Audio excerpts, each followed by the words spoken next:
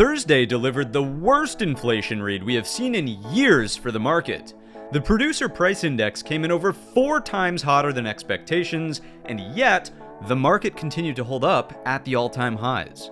But there's a key support level break that I believe may lead to a pullback as soon as this week, along with one chart that can't quite shake its bearish divergence.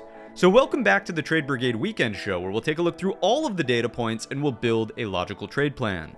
My name is Matt, and if you're new here, hit the thumbs up button and subscribe. For additional resources, check out the links listed down below in the description, and stay tuned until the end of today's show. I've got 4 additional trade ideas to share with you that you won't want to miss. With that said, let's jump right into the charts. So we'll kick things off on the SPY weekly time frame, talking about candle structure and location as we always do. In terms of structure last week, solid green-bodied bar with some fairly inconsequential upper and lower wicks. In terms of the close, it's at the highs of the weekly range, and therefore I would say structurally buyers are in control.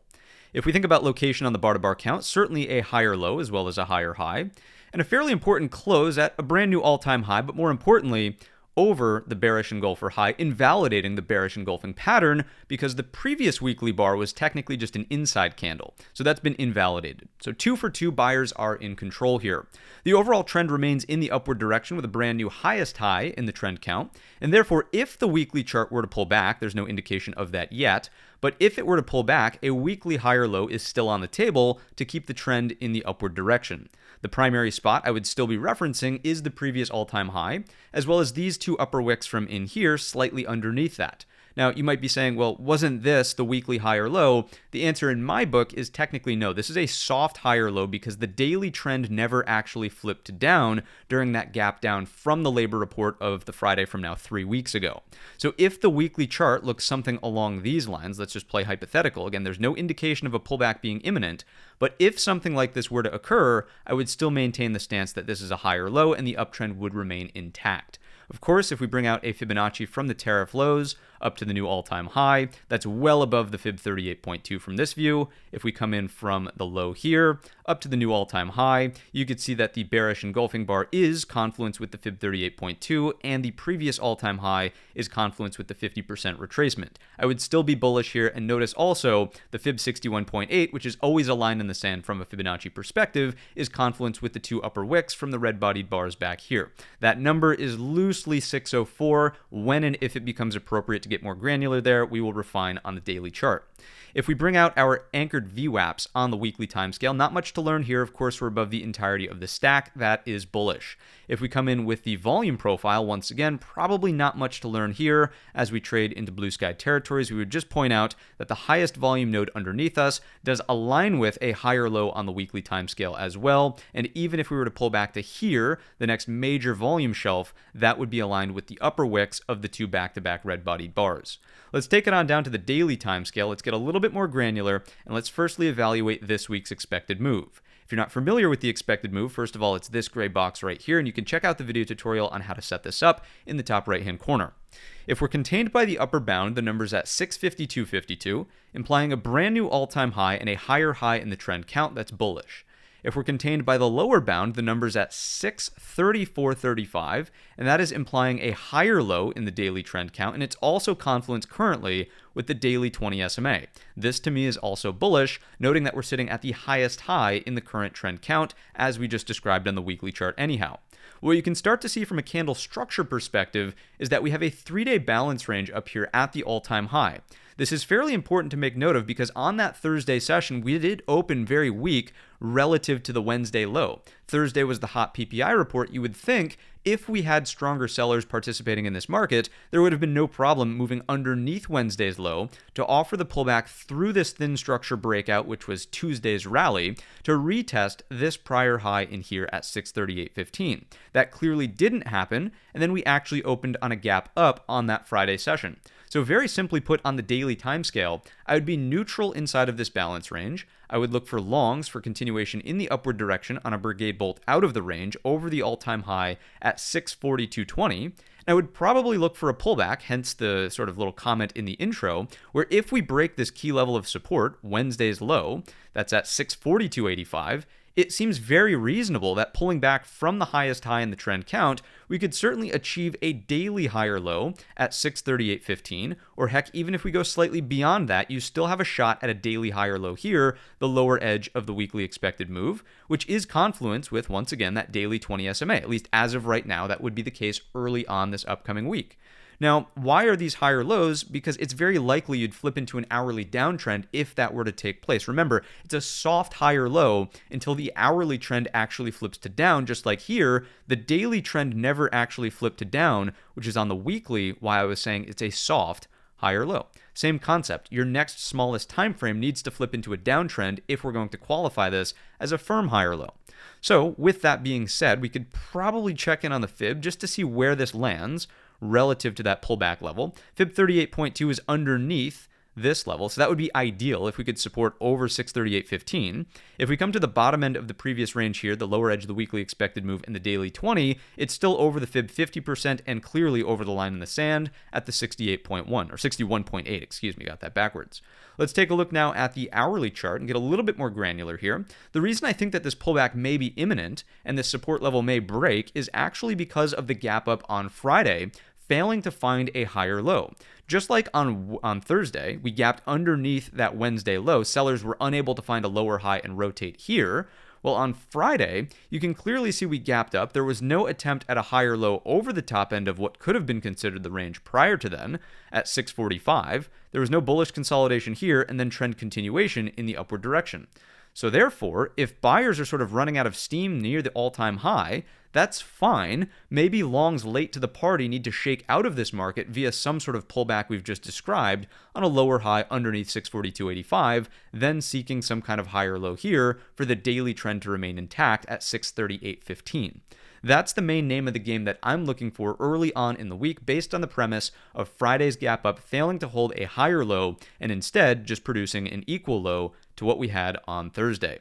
You can clearly see if we look left, this is thin structure through the breakout on Tuesday, and therefore this to me would seemingly be a fairly quick rotation from this level to this level here. Where it becomes a little bit more of a grind and not so straightforward is if this level were to break, let's say we get bear flag here and then we break like this short is probably a little bit more tricky to pull off through this balance versus this short. Let's just label this from A to B, fairly straightforward. From B to C, a little bit more difficult based on this consolidation off to our left.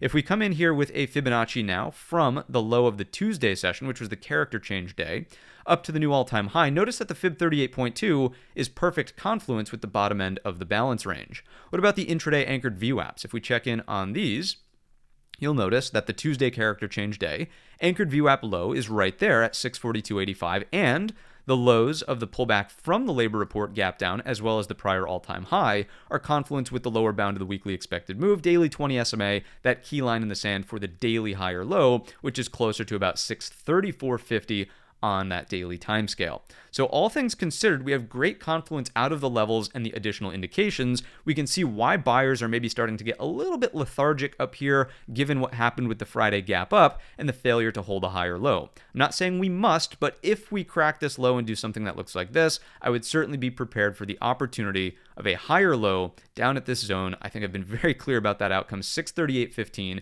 is my main watch. The couple of alternative outcomes that we could keep an open mind to, and I think it would be very appropriate to do so, would be just simple balance rules, right? If this turns into, let's say, a look above and fail, we're back in the range with a lower high. Of course, everybody's going to consider this the head and shoulders, and great, now we have the same reversal, the neckline is likely unchanged, and this, of course, is a potential outcome. That's alternative situation one. Alternative situation number two is probably the opposite, where instead, it's look below and fail back up into the range, target is the top end of the range, and then we just seek straight up continuation. Something along these lines. Because this pattern doesn't have a fancy name like inverted head and shoulders, and we just call it a look below and fail, probably not as many people will talk about that. But if you can't rotate, if the sellers can't rotate through this thin structure fairly quickly, I would imagine it's just another sign that stronger sellers simply aren't here. And this higher low likely kicks off risk reward back to the top of the range and then ballooning runners towards the upper edge of the weekly expected move. The final situation that we haven't really talked about is just simply opening in range and a successful breakout brings bull flag consolidation or a bull flag breakout, I should say, from the hourly chart up into the upper edge of the weekly expected move, because I have done my homework. I know that if we come in from the low of Tuesday to the top here, to the pullback low here, that is perfect confluence with a 100% extension measured move from the bull flag upper edge of the weekly expected move. So 652s is roughly that target on a continuation move in the upward direction. Let's take a look at the market internals. If you're not familiar with this dashboard, check out the video tutorial in the top right-hand corner. What was going on into the end of the week? We know that on Tuesday and on Wednesday there was the character change, but how did we finish the week as the market balanced off? You can clearly see we went from overly correlated on Tuesday and Wednesday to a slight rotation back to the downside. That's not the end of the world. Did it end up being substantial volume outflows? The answer is no here. And on Friday's failed gap up, you can also see the answer was no here. Volume flows were not aggressively out of the market into the end of the week. They were much more balanced and possibly indicating rotation from the overcorrelated state on the Tuesday and Wednesday breakout. Same situation here with the advanced decline line and then fairly flat on that Friday session. The only thing I'll point out here is that the index score was incredibly flat on Thursday as the market was trying to grind around sideways. It's very neutral. So if I'm thinking about at a sort of higher level, what types of participants, how is this market moving? It's a very rotational market. Some sectors are hot, some sectors are weak, and then the next day it might flip. That's how you're going to get an index score that looks something like this, very flat as the market grinds in the upward direction. Friday, a little bit more sell-side pressure, but once again, did we crack the key low? The answer was absolutely not. If we're thinking about the cumulative builds, again, substantial little rotation going on here, but not enough to actually unwind what was happening into the end of day on Tuesday. Your substantial cumulative build on Tuesday was not offset by Thursday. Notice how this actually has a V shape here instead of just a 45-degree build straight into the close. That was not the case. It did taper off into the close, not being as bad as it could have been. And Friday, really more so flat than anything else in here. What if we take a look at the market profile? Let's jump on into the ES market profile. If you're not familiar with this screen or this type of chart, check out the video tutorial in the top right-hand corner. What do we see? Well, overall, on the Friday session, the biggest thing I would call out is that value was unable to maintain sort of overlapping to up relative to Thursday. Instead, it's actually overlapping to down. Notice that the point of control migration was slightly in the downward direction. This is where we opened on Friday. In a picture-perfect world, buyers would have battled for, stronger buyers would have, battled for price acceptance, or value, I should say, to shift overlapping to up relative to Thursday. You could really start to see how value is unchanged if we think Wednesday, Thursday, Friday. This is really the sweet spot. The market's been really struggling to find any acceptance above that. Now, that's good and bad because what it would tell us is we're very close to knowing whether or not we will get the downside rotation and this will be trapped overhead supply, right? It's the bottom end versus if we're just up here, we don't know if the market actually cracks the lows. Are buyers disappointed? Are they not? Like, let's hypothetically say value was up here. We're just chopping around. We're under value, but we're not breaking the lows. That makes our job a little bit harder. When value is slammed towards the lows, then again, this becomes a little bit of an easier trade to pull off. The other point number 2, is that technically speaking, if buyers are late to the party in this upper range, technically they have good location relative to the range overall. It's not like we have huge volume commitments here, or even up here on that Wednesday session. The volume commitment is much lower in this overall balance. So longs probably have a little bit more breathing room. They're not going to be as disappointed if we're just kind of like noodling around in here. They're just sitting at break even instead of being underneath overhead supply if their positions were being held from higher. So those are the subtleties of market profile that I'm seeing. We have good excess on the Friday low and high here. We've cleaned up the Wednesday low. Notice one more time, I'll just point this out, that you do have a mechanical level here, Monday's high and the value area low from Tuesday. That's going to be the equivalent of the thin structure pullback retracement we were talking about anyways on the Spiders Cash ETF. That level is 64.33. The same number we've been going on and on and on about in the pre-market preps for the last week and a half. Same number. All right, there it is, 64.33. Let's get back over to the platform. Let's but let's actually start our next index here. Of course, it's the NASDAQ. Let's jump into our weekly chart. I'm just going to do this real quick, and we want a clean drawing set. Thanks for bearing with me. Clean. What's up with that? Clean drawing set. There we are. Let's just throw on the 50 and 200 SMA. Perfect. So in terms of candle structure, there's a clear divergence. Okay, this candle structure is much more bearish than what we just talked about in the S&P 500, right? You've got a bearish inverted hammer, large upper wick, more meaningful upper wick here, tells us that sellers were able to step up towards the highs of the weekly range. Now, was it as bearish as it could have been? The answer is no, because we have a green-bodied bar. Hypothetically, well, not hypothetically, this is just what happened. We opened here and we closed here on the week. So there was a rally, there was a rejection, but sellers could not bring price back down underneath the opening print for a red-bodied bar close. That's somewhat important here, especially noting that the close is still in blue sky territory. So on the location front, although structure is bearish, location is still bullish with a higher low, a higher high clearly, and a close outside of and above the previous week's range. So a little bit of a mixed data point here on the QQQ. I would really just carefully track the low of last week. If we pull back underneath that, the question might become, do we have an opportunity for a weekly higher low just like the S&P? And the answer is absolutely yes. You could see if we pull back to the previous all-time high here, that of course would likely constitute a daily downtrend, but this is a higher low seeking upside continuation back to the equal high, and the weekly trend would remain up. This is pretty much spot on with the upper wicks from those two back-to-back red body bars, and this is closer to about 540, 541. We'll see that on the daily chart in just a moment. Let's quickly come in before we clean up that drawing with the fib from low to new high, just to reinforce that this is well above the fib 38.2, which of course is bullish. Let's clear up that fib and let's instead come from here up to the new high. And what we can see there is that this is right in line with the fib 61.8, fib 50%. It would still be sort of classifying as a reasonable pullback. When you start to lose that 61.8, the odds dramatically increase that you get the full-blown 100% retracement. Let's clear that up now and let's take a look at our anchored view apps on the Qs. You can see just like the S&P above the entirety of the stack. Is it possible that you catch support here at the anchored view app and the top end of this previous weekly range? It's possible, but that's probably more of a daily nuance, not really a weekly nuance. And then let's quickly come in here with the volume profile just to make sure we're not missing anything obvious. And the answer is no, right? If we were to pull back, this is confluence with the weekly anchored view app. If we go beyond that, no surprises here. Volume shelf is the prior all-time high.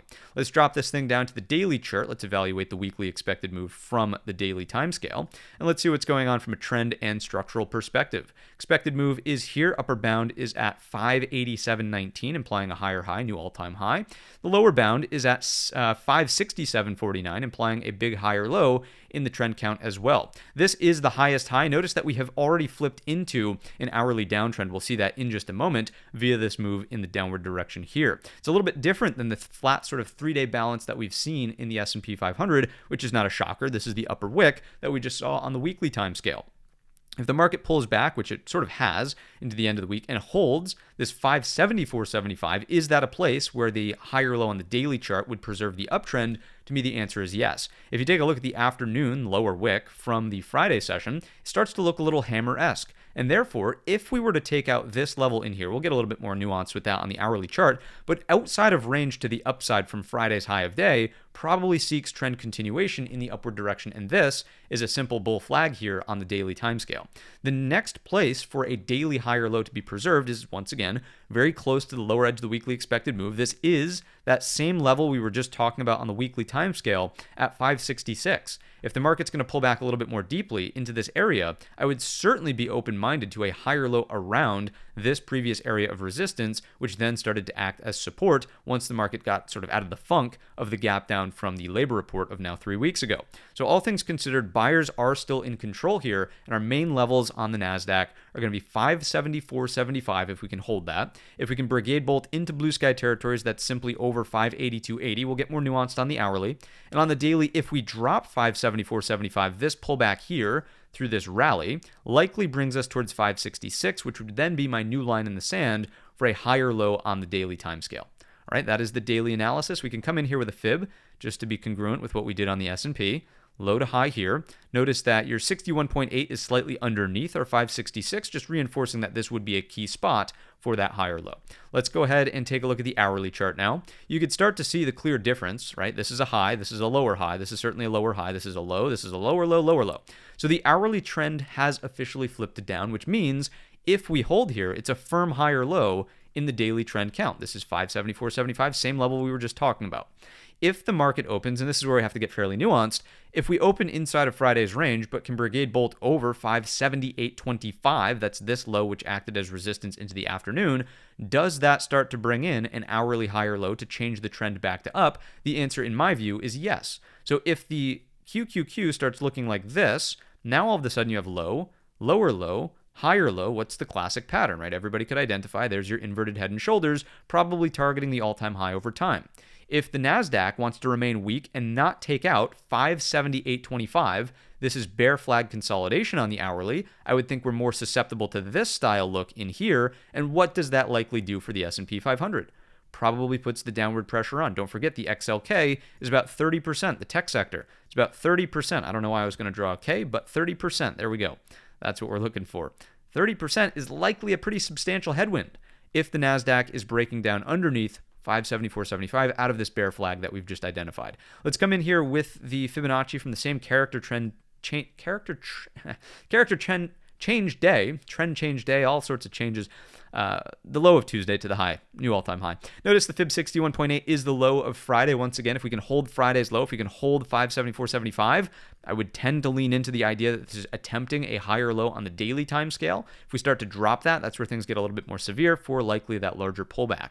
We don't really have a bull flag in terms of this move. It's more like almost a 100% retracement, not quite there yet. So instead of taking a measured move from Tuesday's low, I would come in from the last major higher low over 566 to the high here to the pullback low. What is our measured move on that? We're talking about 592. So if the NASDAQ were to get out of, let's just call this, the daily bull flag, start the hourly trend change here and get continuation over the all-time high, I'm not saying we go here this week, next week, or even the week after that, but that is the measured move if you're taking the read from point A, last major gap and fade, higher low, to point B, all-time high, point C, pullback low thus far.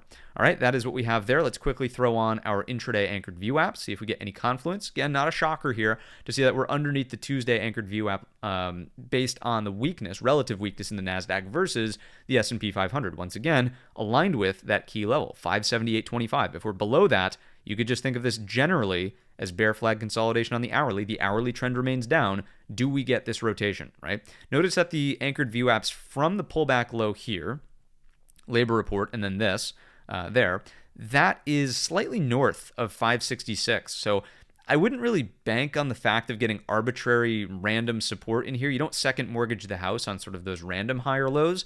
I would be a little bit more open-minded to just saying, okay, if we support here, I'm still interested in 566, and I would just regain a whole ton of confidence if the market were then to recapture something like the Fibonacci, not Fib, but the anchored view app and the daily 20 SMA in a situation that looks like this for continuation, right? That's the QQQ analysis. Those are the numbers. That's what I've got for you there. Let's take a look at the NASDAQ side of the market internals. What we'll see here is a little surprising given the weakness that we saw on the Friday session, but volume flows were technically still up. Advanced decline line a little bit more bearish here, and the flat build on the cumulative tick is the head scratcher. So all things considered, it doesn't strike me that during this little pullback, or even you could just call it consolidation phase, it's not like we have new money sellers stepping up and hammering this market to the downside. It's really more like, okay, new money buyers who stepped up in here and stepped up in here, foot off the gas, and possibly some short-term profit takers are doing exactly that, taking profit as this pullback has unfolded. Say they bought the low of the labor report gap down from 3 weeks ago now. That's kind of what we're dealing with, right? This is not substantial selling pressure that's been hitting the market. Let's take a look over at the market profile for the NQ side of the house, and let's see what's going on over here. You can see once again, not a shocker to see that we have ourselves value substantially lower on Friday. No surprise given the disjoint on the structural chart. You can see that we've cleaned up the poor low from Wednesday. Great excess on the high and low from the Friday session. Pretty normal looking curve here. A balanced session, if you will, with compressed value towards the midpoint of the range. There's not a lot of market profile nuance to read into here other than the fact that once again on these gap ups to new highs, or at least trading near these new highs, buyers are unable to really find and shift value in the upward direction. The only thing that I might say here, and we talked a little bit about this on the S&P, but it's a little bit more clear here on the NASDAQ market profile. Remember that this was thin structure, and on Thursday, as the market attempted to Brigade bolt up and out of that, it was very short-lived. It was a failed breakout to rotate through this liquidation phase from Wednesday, and this value that's slightly lower just reiterates to me once again the new money buyers have sort of taken their foot off the gas. If the momentum buyers, if new money buyers were really going to step up and allow this market to trend in the upward direction, this breakout should have been bought with both hands and you would have seen continuation. That simply didn't happen via the failure to shift value above the value area from Wednesday on Thursday. right? So that's your market profile nuance. Let's get back on over to the platform. Let's finish up, now we can say that, the broad market indices with none other than the IWM, Russell 2000 small caps. Everybody's least favorite index these days, although it did start a pretty substantial breakout. Let's take a look at the weekly time scale, what's going on in terms of candle structure and location. Certainly a decent green-bodied bar there, but it's got a little bit of an upper wick. We need to at least acknowledge that. Some sell-side pressure here. We did still close over the 50% mark of the weekly range. We do have on the bar-to-bar count a higher low as well as a higher high. We also have closed ever so slightly over the top end of the daily balance range, weekly balance range that we'll take a closer look at in just a moment. Remember also that on the weekly time scale, as long as this higher low maintains itself, we are still bullish on the premise of this not inverted, but regular head and shoulders neckline not actually acting as retest resistance for a rotation to the downside equal low. Oh my God, it's the end of the world. That's just not happening, right? So this bull flag consolidation here that's even starting to break out is probably more bullish for the broadening nature of the market rally that we've seen over the last little bit. If you tune into Wednesday's video, you know exactly what I'm talking about, right? Ultimately, we've seen tech kind of go sideways. Note the QQQ is sideways there, and the S&P has been holding up a little bit better. Maybe we should say QQQ is mildly lower and the S&P is sideways, right? That's the broadening nature of the market rally. So overall, what's going on now from a fib perspective, if we come in from the low up to the new high, well above the fib 38.2. If we take a look from this low, which already closed the China deal to make a deal gap, but if we just check in on this, more time is being spent over the fib 38.2. That is bullish, of course. And the more important ones are the retracements from the previous all-time high. This is supportive over the 61.8. This is a solid looking bar. The more bars we close over the 61.8, the greater the odds ultimately of a 100% retracement over time. This one has already retraced 100%. If we do this from the lower high to the tariff lows, we just hit the mark on that, Wednesday session of last week. So let's clear that up. Let's take a look at the anchored VWAPs on the small caps weekly. You're above the entirety of the stack. Looks all set from that perspective. Not much to glean there. And we could check in on the volume profile just because we do have much more to look at off to our left. Let's do something like this. And let's just make note that we have cleared the high volume node. I think that's a very important takeaway here, given the breakout that we've seen from the balance range on the daily. Important, right? We are over the high volume node, over the point of control, which would just mean that's no longer going to act as an overhead supply resistance point. And instead, if the market pulls back, it can actually act as the opposite, lower demand underneath us, supporting the market on any potential higher lows. Let's drop it down to the daily chart for the IWM. Let's see what's going on from this point of view. Once again, here's your balance range, and there is your breakout. You can see it very cleanly on the daily chart, but before we get too deep into that, let's firstly evaluate the expected move. Upper bound 232.43. It's almost on par with the high of last week. It's not really a substantial higher high. If we look at the lower bound, it's at 221.83. That is a higher low in the trend count, but what would be the best outcome anyways? It's kind of what's already taking place in here. You really don't want prices to revisit this balance range underneath us. You want to break, and you want a Brigade bolt above, and you do not want to look back. That is 225.50. If you look at the candle structure from the Thursday and Friday session, it actually doesn't look half bad. Long lower wicks indicating that buyers are starting to step up over the top end of the range here. Next thing I would just point out about this is the extreme extension from the upper edge of last week's expected move on small caps, which was when the market was pricing in more aggressively. Oh, the rate cuts in the bag. We did not have the PPI figure at that point. So with Jackson Hole this upcoming week, it's probably worth continuing to monitor small caps. I would say forget about what the commentary is from Powell, but just look to small caps to be the ultimate source of truth. Right? People are going to vote via their dollars, not via their headlines, right? You're going to read all sorts of headlines of whatever comes out of Jackson Hole this week. But if they vote with their dollars and we continue to see buyers supporting over 225.50, the market is a little bit more optimistic about that broadening nature of the market rally, as well as the sort of more speculative small caps, the companies that rely on a little bit easier of monetary policy. The voting with dollars staying over 225.50 is a bet that monetary policy will ease over the coming months as opposed to tighten. So that is important here on the daily. Once again, keep it simple, 225.50. Let's take a look at the hourly time scale for the Russell. You can see if this is an hourly double bottom, what's the clean break? It's over the 2-day highs, over the neckline at 228.50. 230 is a substantial level from back on the daily chart. If I just do this, you can see it. It's the origin of this sort of top end of the range before the market broke down much more aggressively pre-tariff, right? So if 230 can be supported above, the next major rotation is in here actually at 235.25. So those are your upside targets if this hourly double bottom triggers a reversal, and we get some kind of continuation that looks like that. If the market moves underneath 225.50, this is where I would say, okay, thin structure here probably puts the pressure on the S&P 500, right? This would align with the S&P pullback for the daily high or low. Then you would need to see, no ifs, ands, or buts about it, an daily high or low on the IWM at 222.75 at this level. If we can get this, then fine, we're hanging on by a thread. If we get this, alternate reality, lower high back in range, then simply put, what do we have? It's just the opposite of what we had here, right? If this is the range, this is look below and fail, target top end of the range. This is look above and fail. If we get that lower high back below 225.50, you're just range bound. So please, if you're going to keep it simple here on the IWM, you only want one level. It's 225.50. Let's go back to the hourly chart just so I can be, hourly chart is here. Be congruent with the anchored view apps intraday. Let's do this one. The primary anchored view app we care about is the character change day. That is here. It's in the midpoint of the 2-day range from Thursday and Friday now. So not really learning a lot about that. I would just say if this break of the double bottom neckline does occur, it would reinforce bullish sentiment over the anchored view app level, right?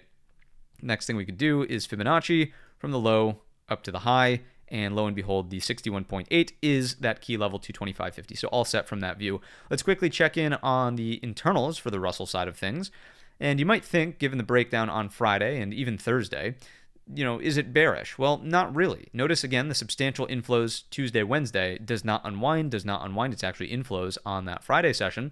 Advanced decline line could use a little bit of improvement. Certainly not going to argue and sit here and say that this is bullish per se, but it's not overwhelmingly bearish. Maybe a little bit more so on Thursday.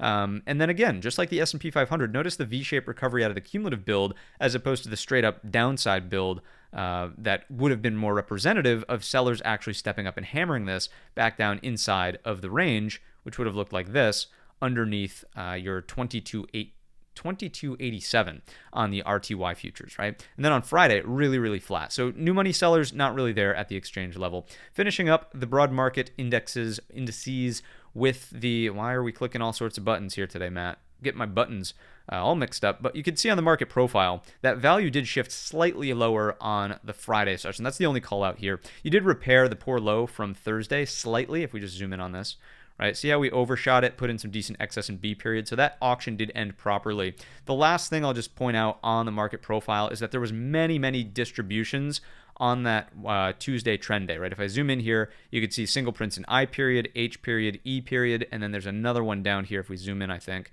Was that it? That might have been it.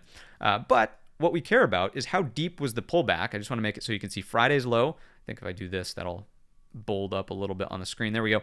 Friday's low, Thursday's low. Where did we go? If this was the first distribution to the upside, the market did not accept, it did not pull back into this secondary distribution, never mind the third distribution, never mind the fourth, which is way down here. So I would not be overly bearish on the Russell, given that the pullback has been pretty tame thus far, and as we just saw on the actual structural chart, we're still over that key level. So keep it simple, keep it key level, keep it 225.50.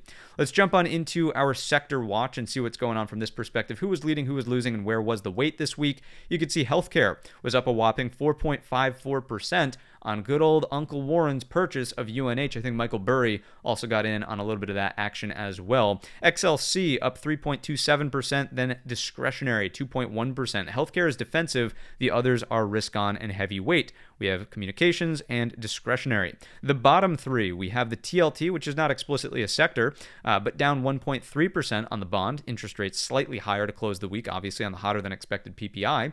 If we look at the next up, we have utilities down about 90 basis points, staples about 61 basis points, and then industrials 27 basis points. Those are the bottom three sectors, omitting the TLT. So I don't know about you, but that is much more of the risk-off segment of sectors. Bonds, or utilities, I should say, is the most bond-like sector. Staples are defensive. Industrials, just about medium weight in the S&P. Certainly would like to acknowledge that the XLK underperformed the S&P 500, but that's not a shocker considering what we've seen in the QQQ.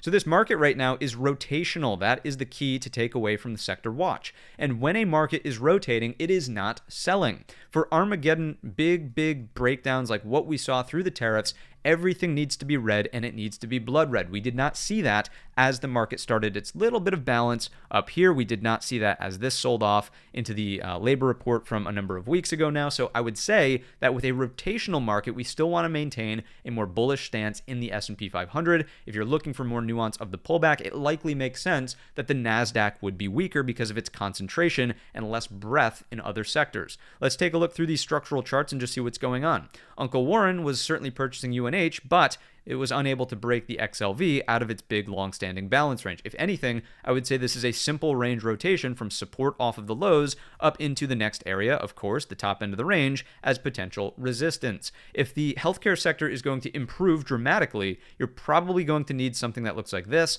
if that's going to be the case. So for now, I'm still actually skeptical on a lot of these healthcare names, noting that we're just in balance. If we take a look at communications, brand new all-time high to close the week, but we do have a shooting star inverted hammer up here. I would mainly watch the Wednesday-Thursday low at 110.50. Oops, we want a box.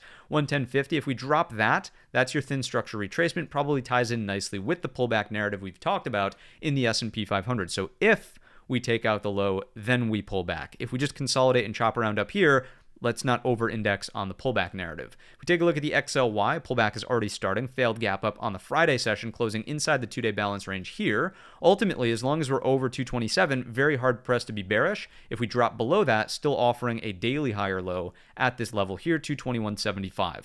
Next up, materials. Nice move to the upside. Once again, the cyclical side of the economy really had a big boon. XHB is your clear illustration there on the premise of lower interest rates, easing monetary policy. Scotty B calling for rates to be cut by 150 basis points. Crazy. Anyways, cyclical side of the economy speaks to rotation for the S&P, not so much the NASDAQ 100. If we look at financials, kind of inside of range, but I would say progress in the upward direction, noting the opportunity now for a higher low Brigade bolt over 52.10, the top end of this previous consolidation, right? You have your daily 50, your daily 20 kind of stacked up in here. This is loosely an equal high. I'd say that the financial sector is really in balance more so than anything else, but if we could pick off a nuanced higher low here, it speaks to the bulls in the S&P 500, noting this is the second heaviest weight sector by market cap. Moving along to real estate. You have yourself a little bit of support off the bottom end of the range, not much, 41. As long as it holds, I'd be neutral here, not much to talk about on that. Energy still supporting near the bottom end of its range, not much to talk about there. Semiconductors, absolutely a conversation to have over here. If semiconductors fail, two things. Number one, if we can't see support at 293.15 or we see a lower high here at 297, so two outcomes, either just a breakdown here or a lower high rejection that then breaks down, then I would maintain a little bit more of a stern, bearish stance on the QQQ, right? Semiconductors, the sector that led the market in the upward direction here, starting to cool off. A little bit of pullback as the S&P is much more sideways. We know NVIDIA really hasn't done anything over the last 7 days of trading. You know, SMH here underneath 297 and AMAT, right? Applied Materials earnings, big smackdown on Thursday overnight into Friday. If either of these two outcomes take place, again, I think that it's very reasonable that this pullback starts to take place, noting some of the lack of performance. And that's fine. Don't forget, I'm not saying that with any sort of judgment. The market does not move in a straight line to the upside for forever, right? It will pull back at some point, and perhaps we're getting close to that point, noting what's happening here in the SMH. If we Brigade bolt back over 297, then I would just remain bullish and bulls on parade. Okay, so you need to negate those two bearish outcomes for me to maintain a little bit more of an optimistic stance. If you look at the TLT, not much to talk about over here, slightly lower into the end of the week, not a surprise with the PPI report. If we look at utilities, not much to talk about there.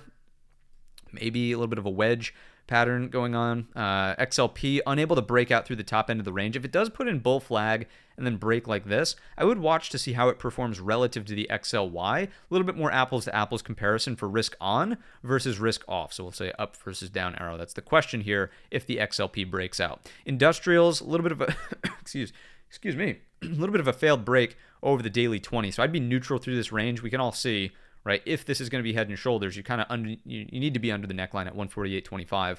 XLK, perhaps the most important sector of them all, is the last on the list. So what do we see? Same story as I would say the SMH, where there's been a clear shift in tone. It's no longer just cleanly holding up over prior all-time high, breakout, continue, so on and so forth. So short time frames, hourly head and shoulders starting to emerge here. If you crack this level, I would be bearish, right? Looking for that deeper pullback in the S&P. If you consolidate through here, I'd be neutral. I would only get back on the bull side if you could clear this level here at 268, the opening print of that Thursday gap up from there. If you look at the hourly chart here, you could start to see, right? There's your kind of head and shoulders. That's your neckline. If you start to break that, I do think the pressure's on in the S&P. And once again, if you were to negate that pattern here and then here, what did we just draw, right? There's your hourly reverse of the inverted head and shoulders. So the only way you'll know this is whether or not we get this consolidation as a step 1, let's say. Then your step 2 is intraday 5 15-minute charts Brigade bolting over 268 flat. All right, that is your XLK. That's the sector watch. Let's take a look at our ratio grid in terms of risk on or risk off. If you're not familiar with this screen or how to set this up, check out the video tutorial top right-hand corner.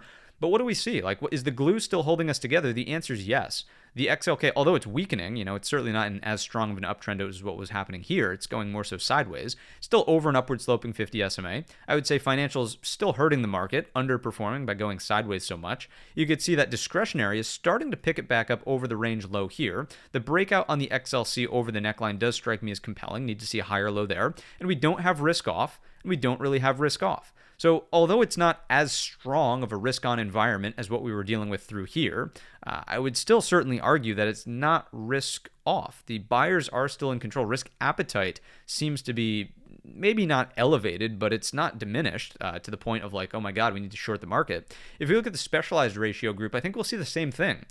This is a new high, so technically still bullish there. This has recovered over an upward sloping 50 SMA. I'd still be bullish here. This is an equal high after holding the 50 SMA. Would still be bullish here. This is pulling back, has an opportunity for an equal or even a higher low. Still bullish there. Maybe a lower high, but still over an upward sloping 50 SMA.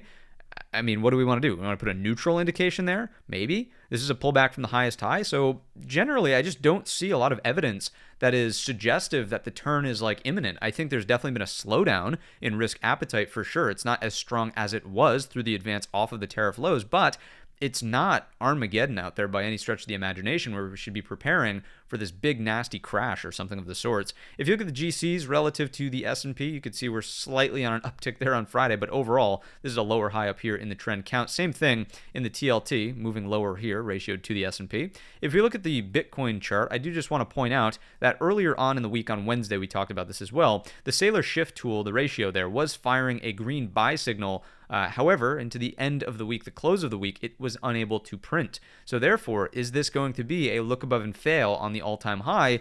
I've got a trailing stop on my swing trade for Bitcoin right around in here. If we crack that, you could just easily see how this bull flag is no longer doing what it should do. This is what it should do. Stop goes here. If it's not doing what it does, maybe we start to get one of these guys headed into the fall. Who knows? It's a possibility. So watching Bitcoin very closely, I would say right now, this is going to be one of the things I watch a little bit more closely for risk appetite, considering that the sectors have just been sort of indicating rotation. Bitcoin, in my view, has always remained sort of a risk asset. So if this fails, I would take that to heart a little bit more so in the tech side of the marketplace more so. Let's jump into some additional indications here, getting into the dollar and interest rates. A little bit of a downtick there on Friday, which was kind of surprising, noting what's been going on with inflation. But you can see rates are taking care of business, as you could say, taking care of business. You guys don't want me to sing on a Saturday. A little bit of an uptick off the bottom end of the range. So from 4.2 to like 4.3s, 4.3 and a quarter. Generally, you guys know my stance on this has been, I don't think there's a big conversation on rates until we break the range. I know that everybody's talking about the Fed lowering rates, and you could see that in the inverted ZT. It's kind of flat and sideways down here, right? Getting crushed, and then like, okay, when's the rate cut coming? I think the Fed could cut rates, and the short end of the curve could come down, but the long end of the curve could still technically go up. The market, Jerome Powell might have some influence over the short end, but the market's just going to price out the long end how it wants to price it out. We can go look at the fundamental indications, but really the bond relationship is going to be much more insightful there. There's been a subtle shift in tone there. Anyways, Fed Tracker tool tells us we're still dealing with like 90+% odds of a cut based on the perception, at least, in September. That could change based on commentary at Jackson Hole. Aside from that, it looks like we have knocked it down to this would be 1 and 2 cuts into the end of the year, which I think is a little bit more appropriate. Before the market was pricing 3, PPI should say, nope, hang tight, you're not ready yet. Speaking of PPI, we could just look through some of this fundamental data. Obviously, last week we had the CPI. It was a mixed bag there. The year over year actually beat on the headline, but the core year over year actually missed. The expectation on the core was for a 3, and it came in at a 3.1. So you had a 10 basis point miss on both sides of or you beat by 10, you missed by 10 on the year over year. The month over months came in at expectation there. So I think everybody was like, oh, look, good. Inflation's kind of tame. It's at the expectations. I mean, it's still an uptick, right? Don't forget prior 2.7, 2.8 was the forecast, 2.7 is flat. If we just open this up, you can kind of see small little uptick has been going on here. Generally, the trend is down. I would agree with that. But the biggest story is just PPI coming in at a 0.9. In the intro, I said it was 4x larger than the expectation because you can see here it's technically 4.5 times. The expectation was for a 0.2. And a 0.2 was already something that the market probably wasn't going to like, given the premise that inflation, quote, inflation on the producer side was, quote, non-existent according to some reporters in the previous cycle. So massive move there in the upward direction out of PPI. This is the worst read we have seen in years. I mean, quite literally years. The only good news from Thursday was that the unemployment claims came in better than the expectation, and we're not going to spiral off into a labor recession. So there's that. Retail sales finished up the week kind of all right, no big deal there. I thought this was also fairly interesting. Consumer sentiment, big downtick, and inflation expectations also had an uptick. A little surprised to see the market hold in as good as it did on that Friday session, but the market is the market, and so it goes, right? So what else is sort of worth talking about here? Well, let's take a look at the PPI in a little bit more detail. Where exactly was the inflation? This table is a little bit different than the CPI. You want to look horizontally through the row and then pair it up with a column. Oh, did I just circle trade? As in like retail, trade imbalance? Not really imbalance, but the trade category here measures retail margin basically. Inflation from retail. What did we talk about over the last couple of months as tariffs started rolling out? In the beige book from the Fed, basically, companies were saying in their conversations with economists, we are expecting to pass along rate or price increases, not rates, but price increases to consumers over the span of the next 3 months. And lo and behold, this is starting to become that 3-month threshold. This was April, May. Obviously, we're getting July data here. It's a little early, but 3 months out, we're right on that threshold. And trade is certainly contributing in a big way to the services component of PPI, which is a big component of PPI. So all things considered, that's what you got there out of the print, and it's just not really something that you want to see if you're hoping for big rate cuts. So this is the tension that the market's going to have to resolve. Here's a quick glance at both the PPI and the CPI. So PPI is in blue, CPI is in gray, Fed Fund futures rate is in red. You could see that we've already gone through a couple of cuts, as we know, ahead of the election. Everybody got all bent out of shape about that. But what has the trend been in PPI? Trend in PPI typically leads CPI. Let's start here, just ahead of, obviously, coming out of the sickness. From here to here, PPI actually makes an uptick. But what does CPI do? The gray line, it's sideways. So the point and what I'm trying to illustrate is that PPI, producers lead consumers. Okay, what's going on here? Uptick. What's going on here? Uptick.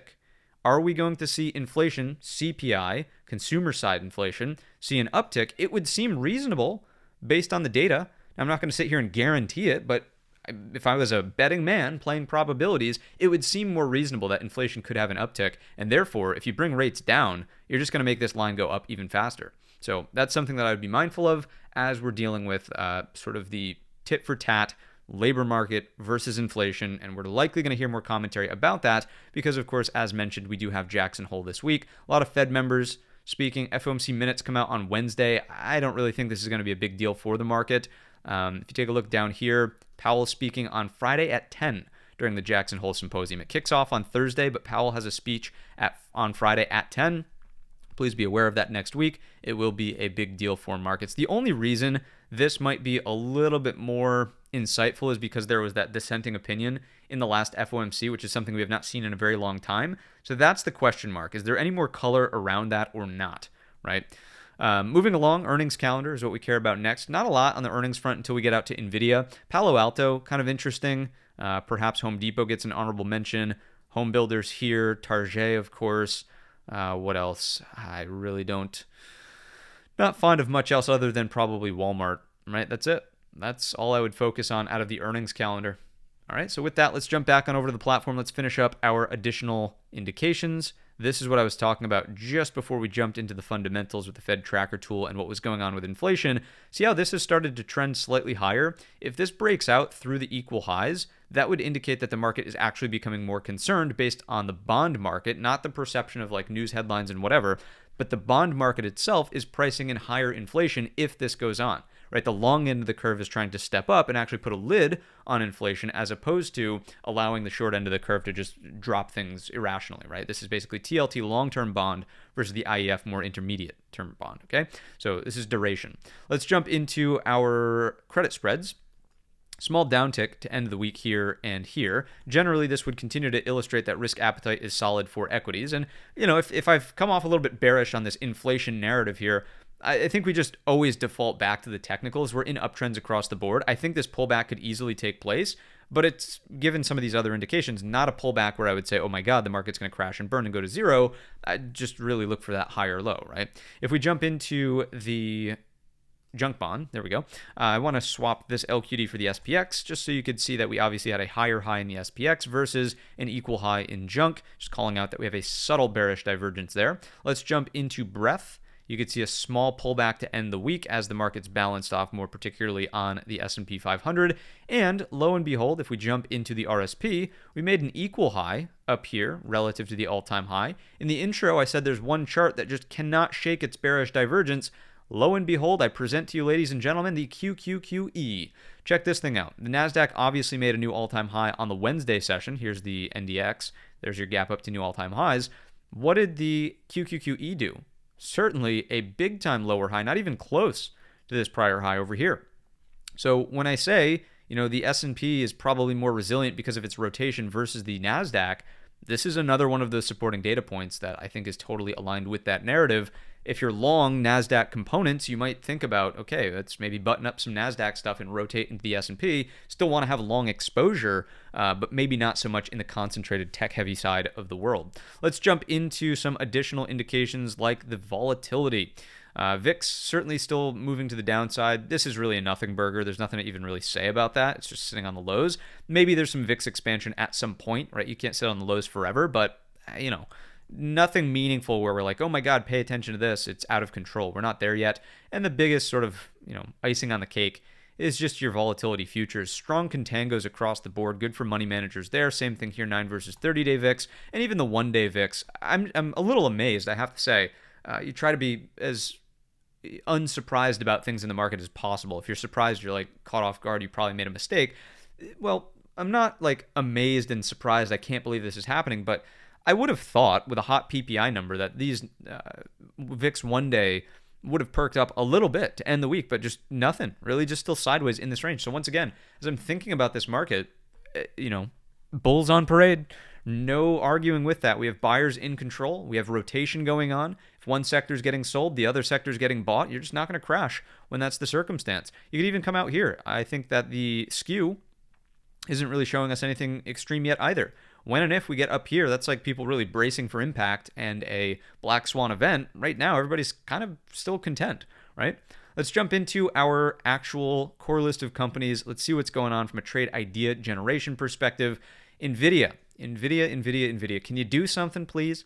No Brigade Bolt lower high under the range, closed in the range. You could see a daily hammer, of course. I would really be watching the Friday high. We'll see if we front run the idea for something that does this. But Brigade Bolt over Friday's high to target, the top end of the range is reasonable. Then maybe follow through like this. If semiconductors are going to catch a little bit of a bid, we just talked about the SMH, so please keep that chart in mind when you're trading the NVIDIA chart as well.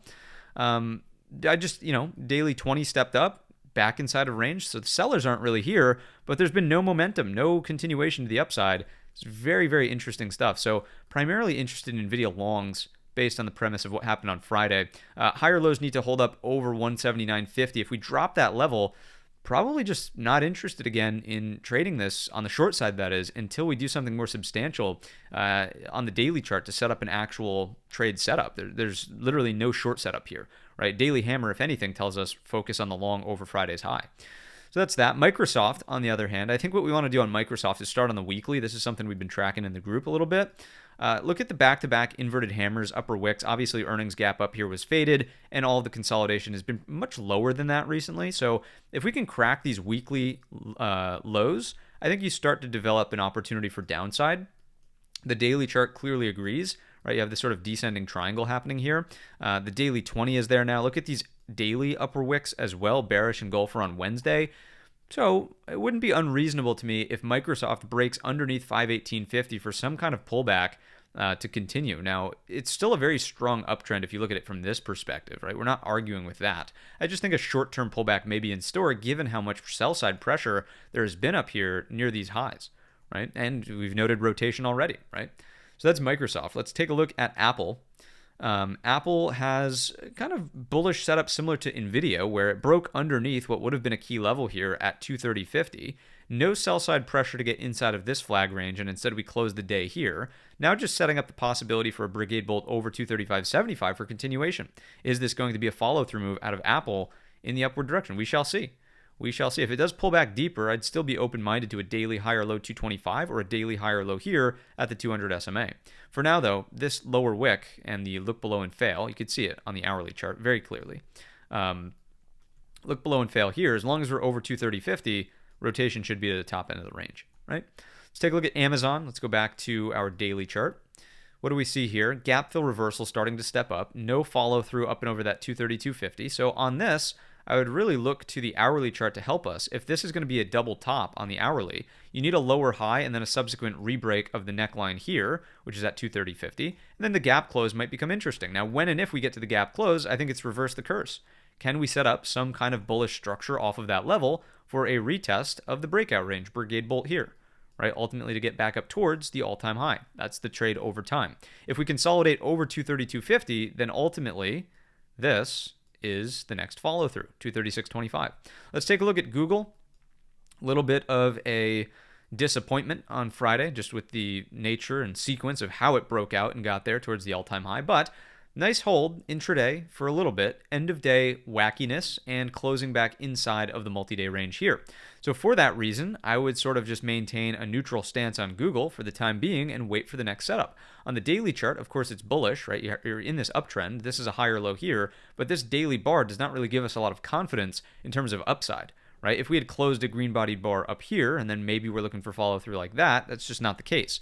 Very indecisive out of Google, much more neutral through here, waiting for a new setup. Ideally, next interaction is off of one of the key levels, 207 blue skies above, or 198. Does it continue to act as a daily higher low? Let's move along to the metaverse, see what's going on over here. Big upper wick. I think Meta could easily set up a, well, I shouldn't even say easily. Let's go to the hourly and you can see this.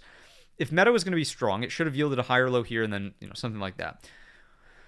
This another pullback to here, I don't love. I have to say, I don't love. I thought that this was going to be a sketchy one in the first place. It ended up working out decently on that Thursday session. But if we're just chopping around in the range, I think it's more of a balance than anything else. So I have to dial back some expectations here on Meta as it goes more so sideways. Let's take a look at Tesla. Tesla failing the breakout level on the retest pullback, right? So if we do this, we know that this was your breakout right around in here. No higher low Brigade bolt for continuation, and instead slightly lower now. So I'm honestly not very interested inside of this range here. If anything, you could probably start to argue for this Brigade bolt sort of action like this and bears being in control so long as you're underneath 334.50, right? Just failing to break out there. Now, if this is going to reverse, right, you have to be able to be open-minded to the change in tone.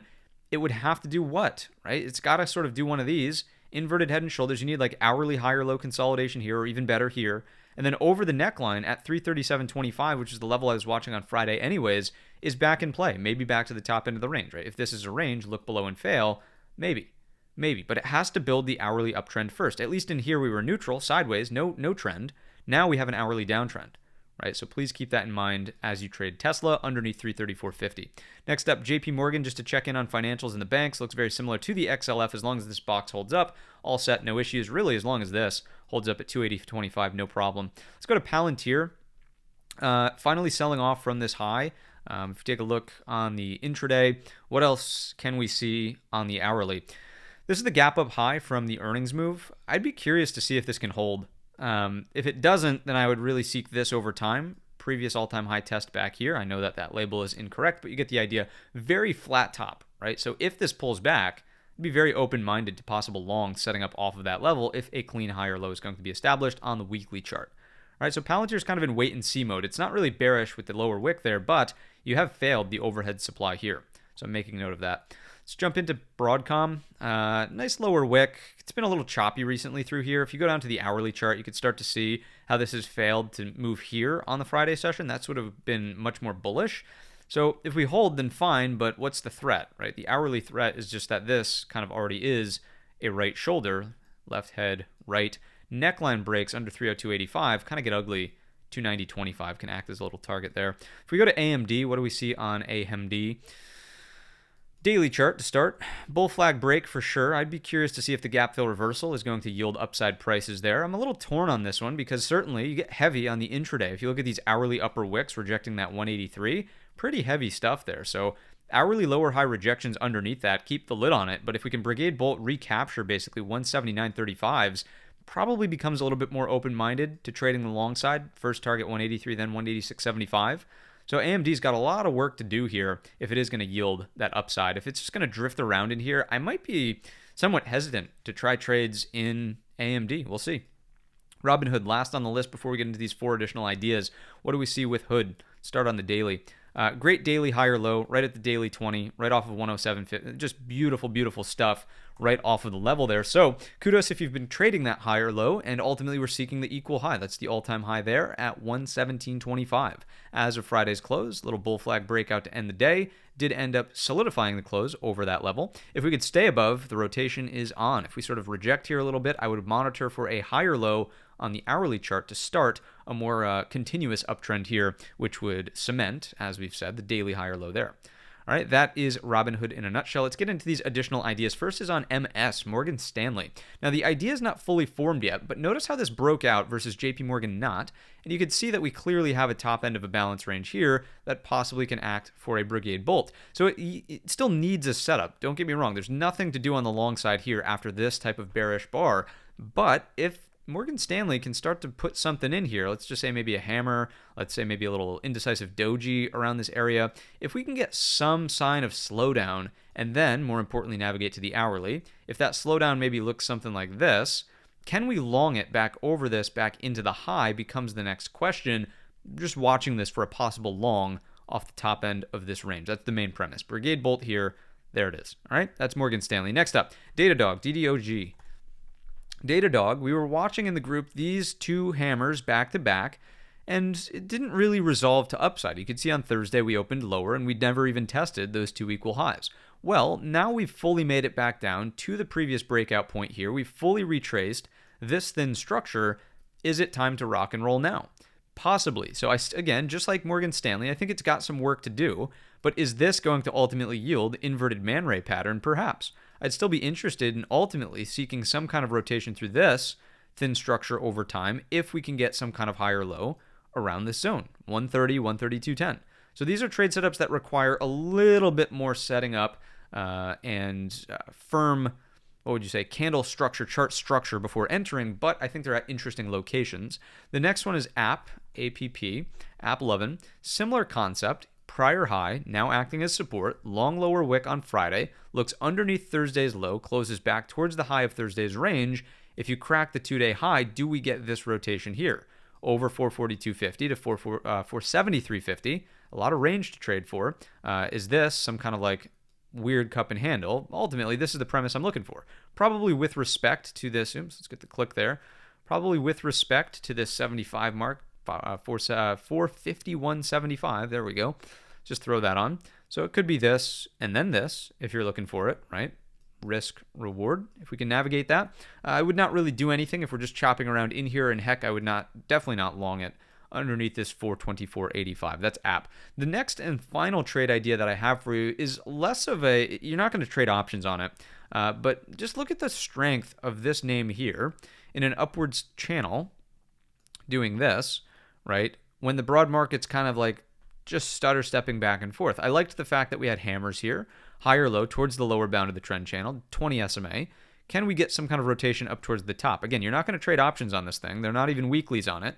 The monthlies have horrendous spreads and volume, so don't transact options here. But is there some kind of shares purchase to maybe get involved back up towards the high? Very strong trend here, and I like the prospect of a possible higher low. We'll see. We shall see. It's definitely a lower tier idea. It's probably something, knowing myself, that I probably won't even execute on, but it's an interesting chart to watch. That's going to do it for today's episode of the Weekly Watch List. If you enjoyed the video or learned anything new, let me know down below in the comments section or by giving the video a very simple thumbs up. As always, a reminder that we are live at 8 o'clock Eastern Time every single morning up here in the office, and we spend, if you thought this was a long analysis on SPY, just a little reminder, we only spend about 45 seconds on SPY in the morning show. So feel free to come out to the show, get your 45-second analysis. In all seriousness, 8 o'clock Eastern Time, pre-market prep here on the channel every single day. Hope to see you there. Don't forget Jackson Hole next week as an important catalyst. We'll finish off on that note. Have a green trading week, and I will see you in the next one.